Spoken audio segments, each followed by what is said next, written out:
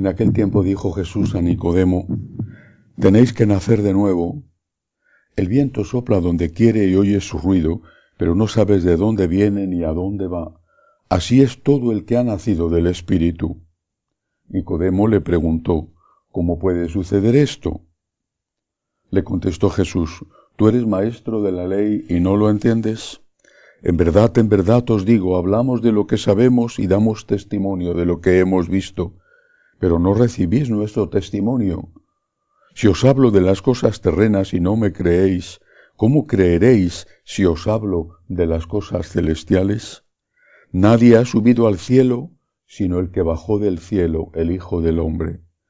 Lo mismo que Moisés elevó la serpiente en el desierto, así tiene que ser elevado el Hijo del Hombre, para que todo el que cree en él tenga vida eterna. Palabra del Señor. Gloria a ti, Señor Jesús. Todo el que cree en él tendrá vida eterna.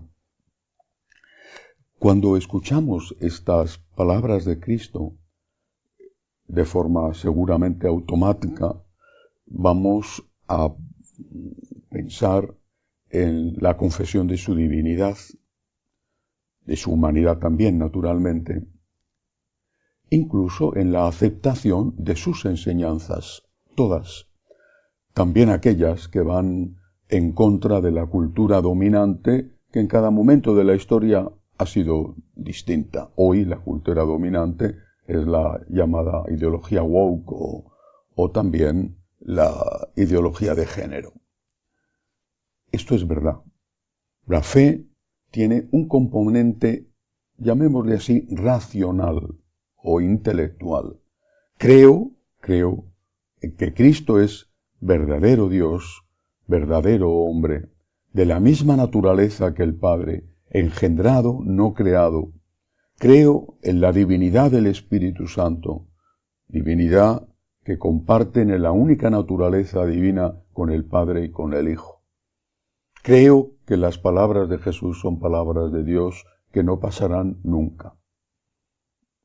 Una parte primera, esencial de la fe, pero nos equivocamos, y creo que con grave daño, cuando vemos la fe solo desde el punto de vista intelectual.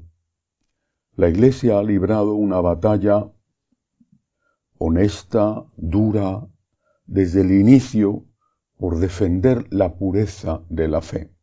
Desde el inicio, desde el primer momento, aquellos contra los cuales tuvo que luchar San Juan el Evangelista, los gnósticos o los primeros padres de la Iglesia, un San Policarpo de Esmirna o un San Ignacio de Antioquía, y después una tras otra, las distintas oleadas de herejías, los donatistas o los arrianos o los nestorianos, una tras otra, hasta llegar al modernismo que estamos hoy de nuevo viviendo dentro de la Iglesia en una versión actualizada, en una versión 3.0.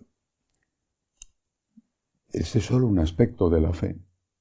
La Iglesia, repito, lo ha librado bien, pagando un altísimo precio, y si no, que se lo pregunten a un gigante como a San Atanasio. Pero este es solo un aspecto de la fe. Hay otro aspecto de la fe, que es la confianza. La fe tiene dos dimensiones, una intelectual, en la que afortunadamente la Iglesia ha insistido, y la otra, la espiritual.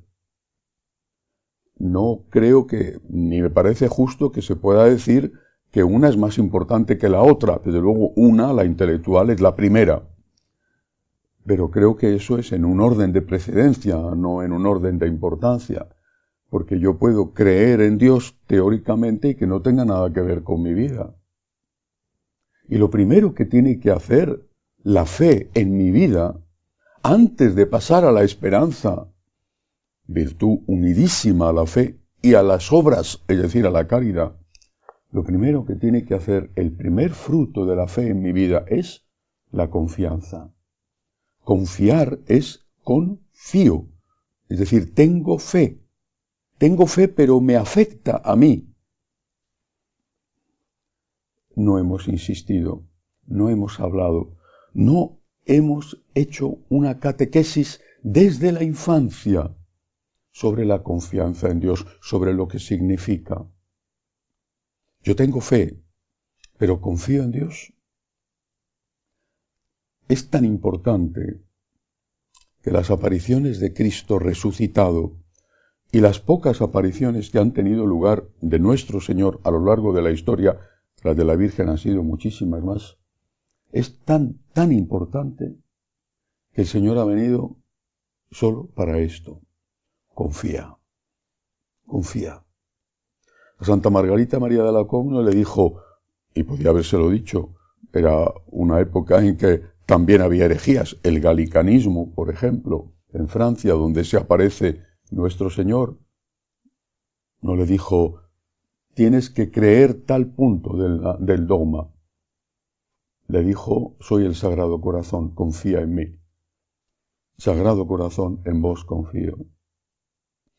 A Santa Faustina Kowalska, cuando se le aparece en aquella Polonia que está a punto de ser destrozada una vez más por los nazis y por los comunistas porque se la repartieron Hitler y Stalin, no le dijo, tienes que creer en este punto del dogma, porque le dijo, confía, confía. Divina misericordia, en vos confío. Confía. Hay que aprender a confiar. Es imprescindible. Es algo sin lo cual, lo dice el Señor, no podemos salvarnos. ¿Por qué? Porque si no confías, no estás cerca de Dios. Si no confías, no entras hasta el fondo en el amor a Dios, es decir, en el agradecimiento. Hay que trabajar esta virtud. Tanto, repito, que es la consecuencia espiritual de la fe, va unida a la fe intelectual y sin ella nuestra fe en Jesús no nos afecta, queda en la cabeza y ya sabemos lo fácilmente que se manipula la cabeza. Hoy podemos decirle al Señor, yo creo en ti, yo confío en ti. Que así sea.